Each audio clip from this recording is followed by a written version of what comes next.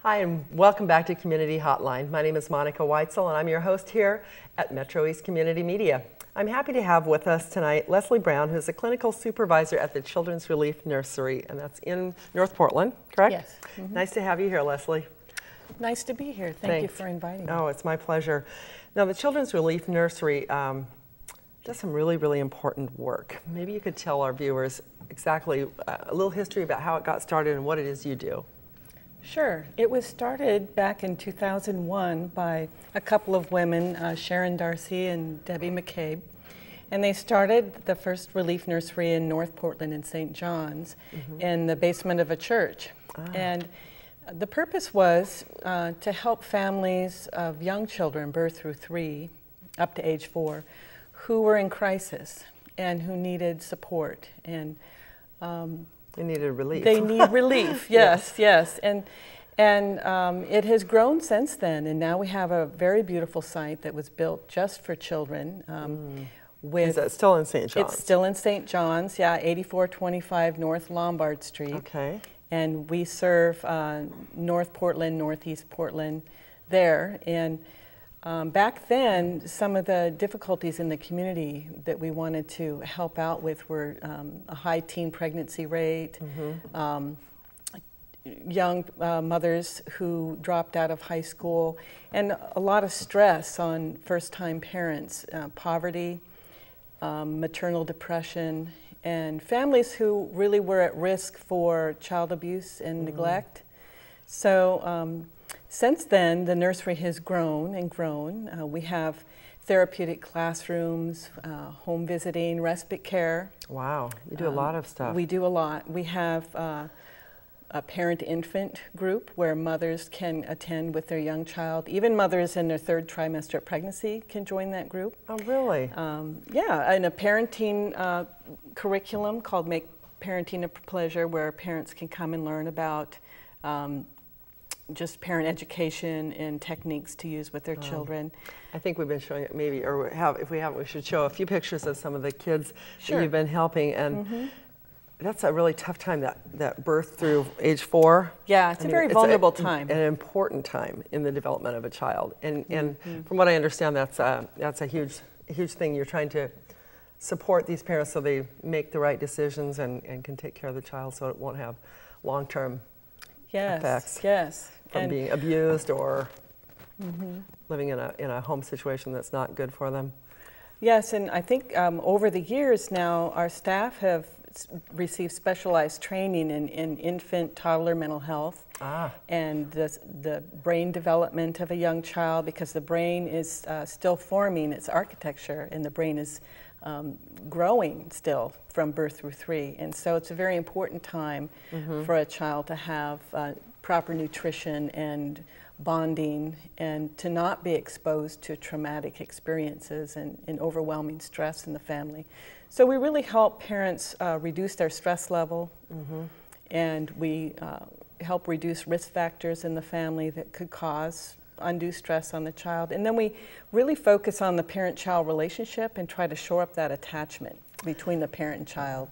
You know, I want to talk a little bit more about the services you provide, but first of all, you provided me a DVD of some, or part of a DVD of, I think it was where you got your training from, or it was based on this group? Yes, yes. There is a National Center for Infants and Toddlers called 0 to 3.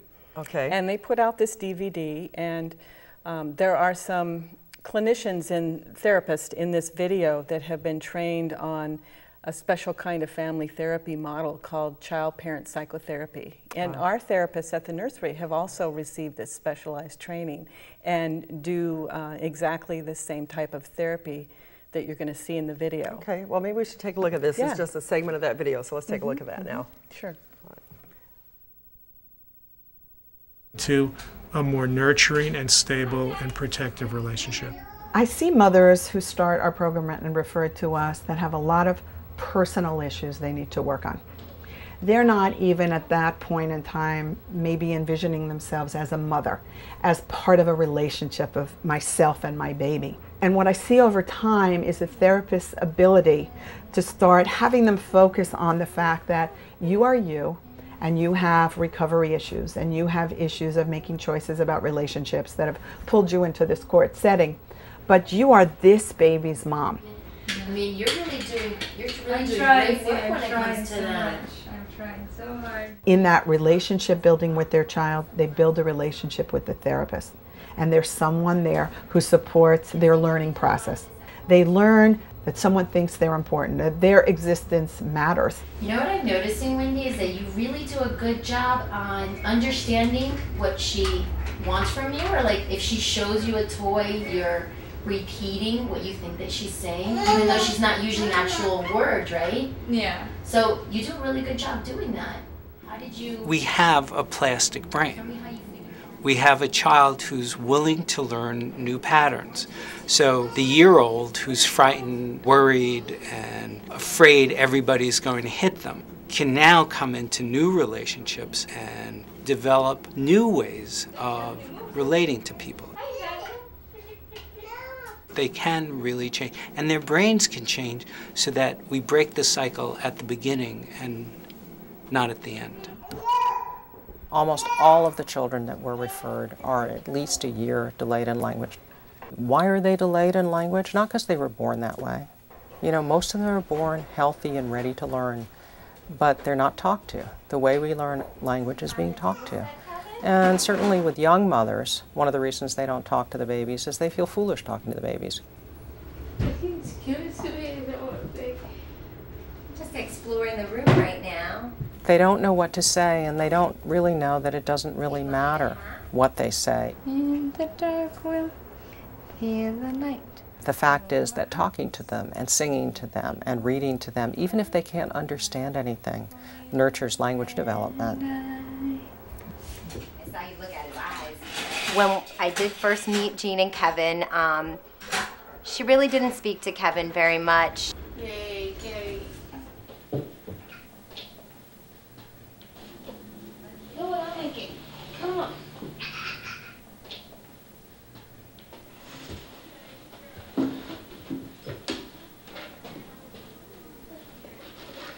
Go play with it.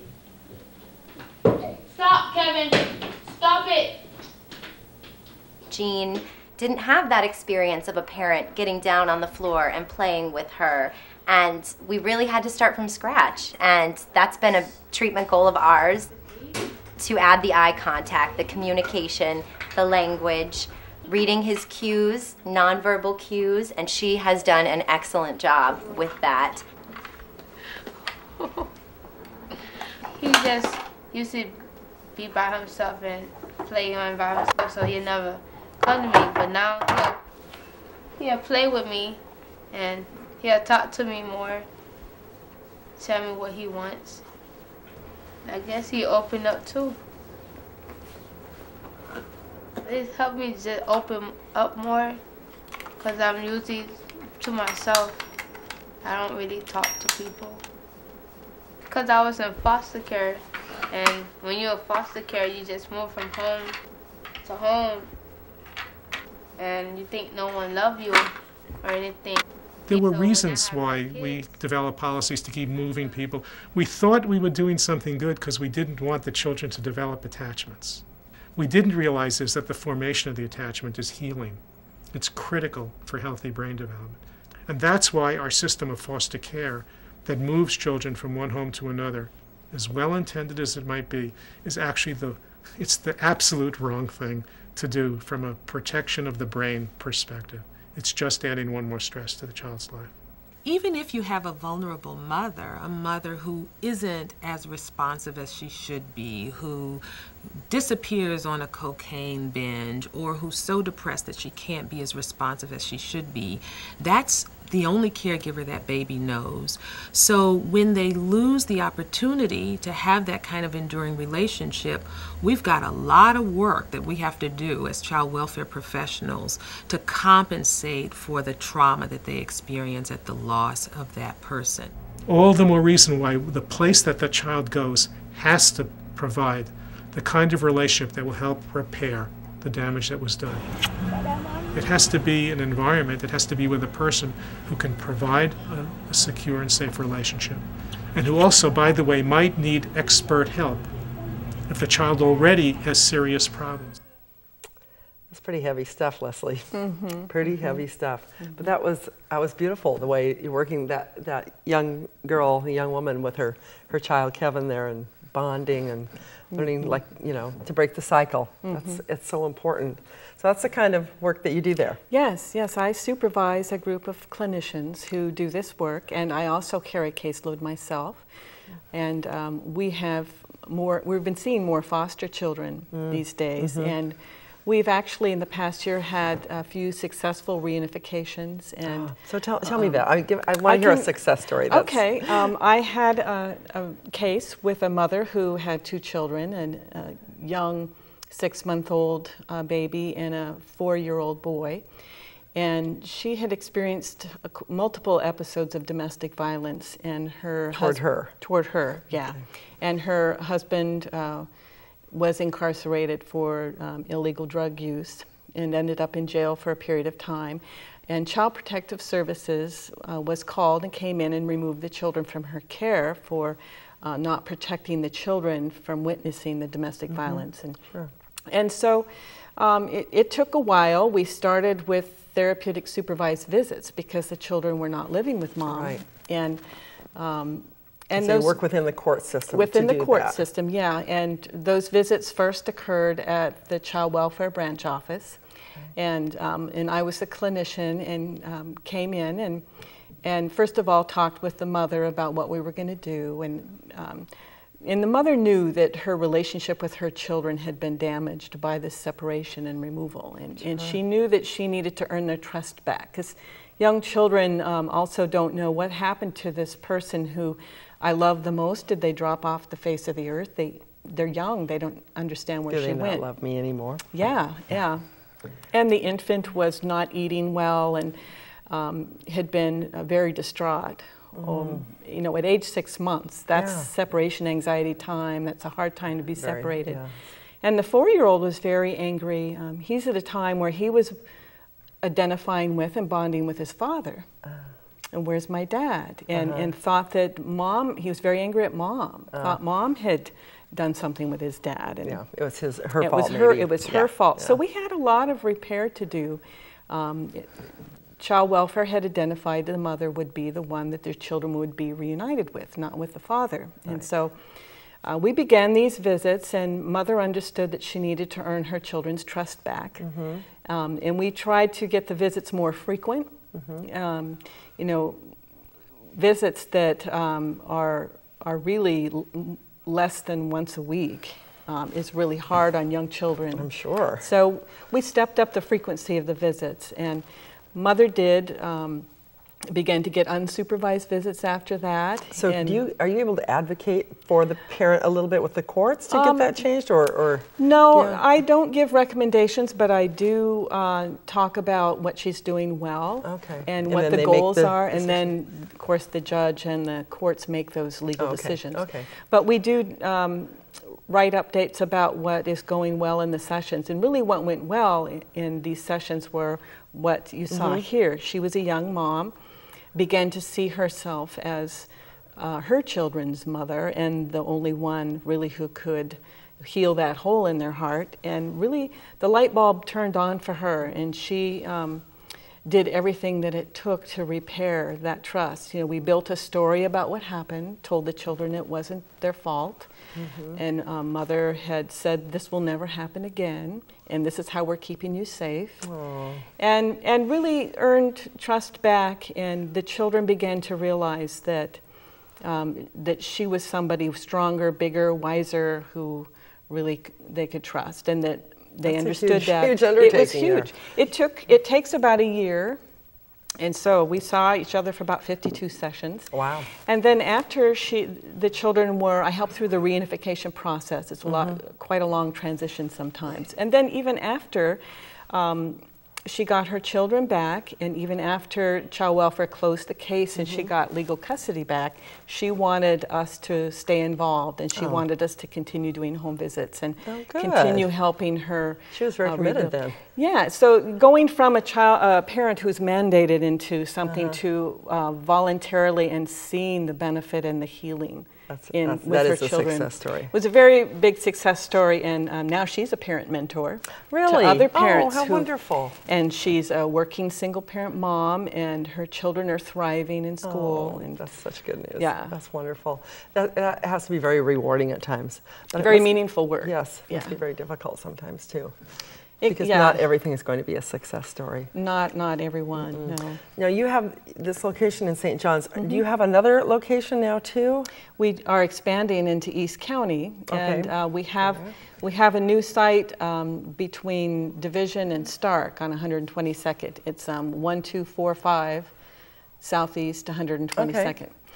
And we have a therapeutic classroom, home visiting, mental health services with the child-parent psychotherapy model, respite care, and wonderful. so we're having an open house September 30th Okay. from 10 to 12. Now is the open house open to the public? What is this for? This open house is for community partners that may be interested in referring families to our services, such as community health nurses, Head Starts, pediatricians, people who normally give us referrals and who we normally partner with, even adult mental health people from LifeWorks or other mental health providers, housing, because a lot of our families are in case managed housing. Sure. So all of those people that child welfare staff. You know, there's a child welfare branch on 122nd Sure, yeah. in Powell. So all of these people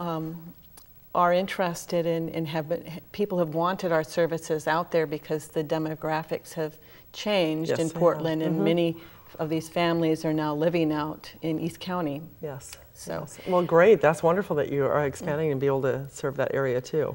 yes, we're very excited about it. So. That's a huge thing. So that's on September 30th for those who might fit that criteria. Yeah, can the best check thing it to out. do if you're a provider and you want to come to the open house is to email Marissa, who's our site supervisor out at East County, Marissa at crn4kids.org. Okay. And people can go to that website too, which is yeah. www.crn4kids.org. Yeah. Yes. Okay. And we're just about out of time, Leslie. It's gone really goodness. super fast. I know. Yeah. And I'd love to have you on because I'd like to hear more about this. But tell me real quick, what are if people are having issues, they cannot self-refer, right? Yes, they can. Oh, they can. Okay. Families can self-refer and do often. Okay. Some of the criteria are that there are some risks in the family, often single parenting, maternal depression, family living in a situation where the children might not be getting their needs met. So there are a wide range of stressors that we look at. Okay. But oftentimes families know when they need help and they will call us. Yeah. Many referrals come from community health nurses, pediatricians, the child's doctor, and child welfare workers.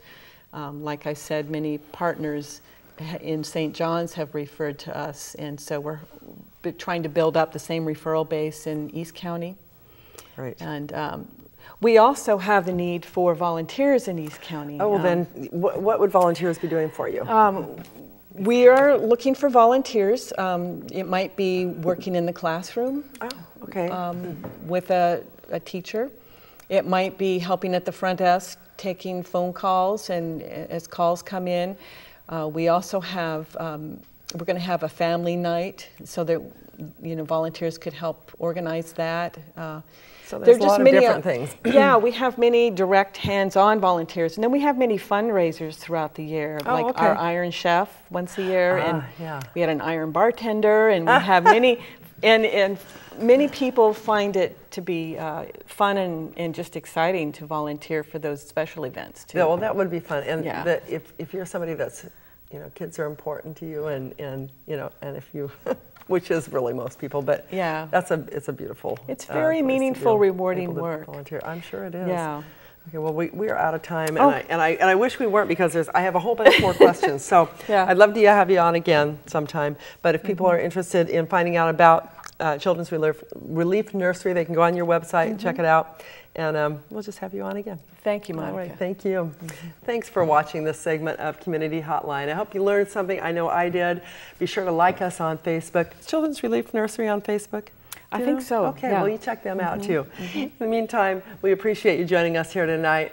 My name is Monica Weitzel. Thanks for watching.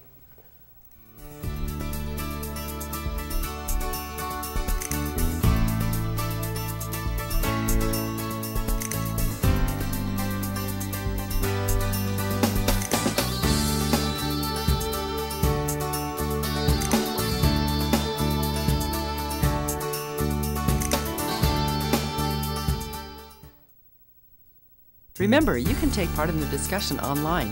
Visit our blog and tell us about your experiences at communityhotline.wordpress.com. And don't forget to take a look at our Facebook page too. You can see what's going on behind the scenes, find out about fun contests we're running, and link to some of the great organizations that have been on at facebook.com/communityhotline Metro East. See you online.